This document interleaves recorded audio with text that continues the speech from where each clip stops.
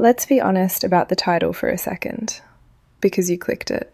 And I understand why. There is a part of you, a very human, very understandable part, that wants to know if there is something you can do to make them finally feel what you felt, to make them want you the way you wanted them. To watch someone who made you feel dispensable suddenly treat you like you were irreplaceable. That feeling is not petty, it is not pathetic. It is the completely natural result of having your sense of worth destabilized by someone who ran hot and cold until you did not know which end was up anymore.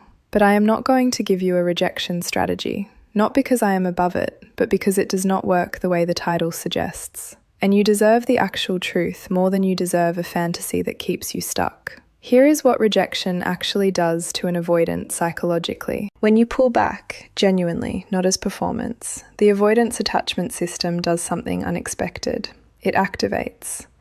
The same system that was deactivated when you were consistently available, consistently warm, consistently there, suddenly fires. Because the avoidant attachment style does not actually mean these people do not attach. It means they attach in reverse. Distance creates desire. Availability creates anxiety. The moment you are no longer a guaranteed presence in their life, the psychological weight of losing you becomes suddenly, viscerally real. This is not manipulation. This is attachment theory playing out in real time. The nervous system that spent months managing you at arm's length now has to confront the possibility of genuine loss. And genuine loss, for an avoidant who is actually attached to you, hits differently than they expected. So yes, if you stop being available, something shifts in them. That part is real.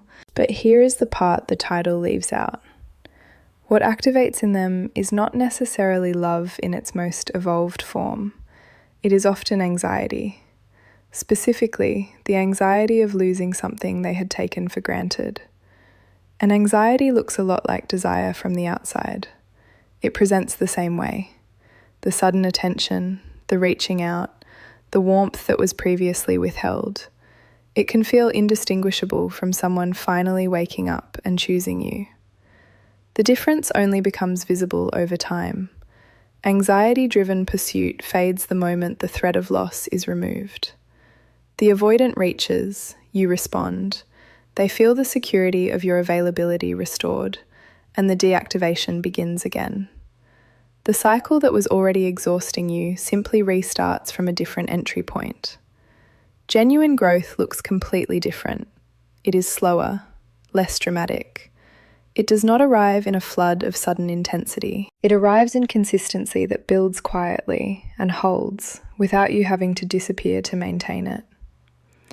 What you actually want, and I think on some level you already know this, is not for them to beg. Begging is not intimacy.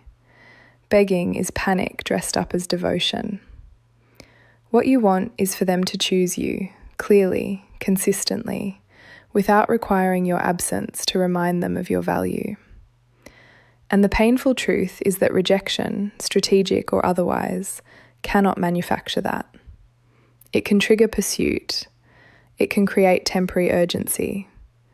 It can make someone who was sleepwalking through the relationship suddenly jolt awake. But it cannot create the internal growth required for that awakening to become something lasting.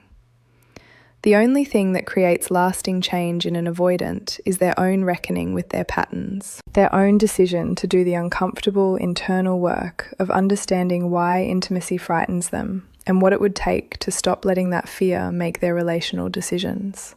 You cannot engineer that reckoning. You cannot time it or trigger it through the right sequence of availability and withdrawal. It happens when it happens, in its own timeline, independent of what you do or do not do. Here is what I want you to sit with instead of rejection as a strategy. Rejection as a byproduct of self-respect is an entirely different thing. When you stop being available, not to trigger a response, but because you have genuinely decided that your peace matters more than managing someone else's inconsistency, that energy is completely different. It is not calculated. It does not have an agenda. It does not check to see if they noticed. And that specific quality, the absence of agenda, is what an avoidant actually feels. They are extraordinarily sensitive to emotional motivation. They can detect performance. They can sense when distance is a tactic versus when it is a decision. And only one of those actually moves them at a deep level. The person who leaves because they have chosen themselves is far more psychologically compelling to an avoidant than the person who leaves to make them chase. Because one of those people has genuinely changed the dynamic. The other is still playing inside it. So if you want to know what happens when you reject an avoidant, the real answer is this. If it is genuine, if it comes from a place of actual self-worth rather than strategy, it introduces something into the dynamic that was never there before. Uncertainty, real uncertainty, not the manufactured kind, but the kind that comes from someone who has genuinely stopped waiting. That uncertainty does not guarantee they come back differently. It does not guarantee they come back at all. Some avoidants, when faced with genuine loss, do the work and return changed. Others protect their ego, reframe the narrative, and move towards someone who feels safer. What it does guarantee is something more valuable than their pursuit. It guarantees that you stopped shrinking, that you stopped organising your emotional life around someone who was not organising theirs around you.